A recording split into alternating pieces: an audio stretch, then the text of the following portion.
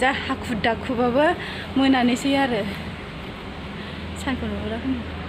मोनानोसै होमबाबो आङो मोसाबाय आरो एसे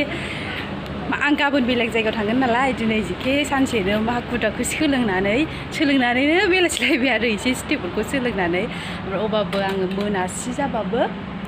खालामथारनोसै होननानै खालामबाय आरो लोगोफोर माबायदि नुखो कमेन्ट हरदे अननानै होनो दाबाव लाइक होनो दाबाव खस्थ' खालामबाय आरो एसे गोलोमफ्रुलायनाय मोसाबाय आङो बोथोर गुसुखाय बिदिबा थेंक इउ स' माच आंनि भिडिअखौ जोबजासिम नायनायनि थाखाय बाय बाय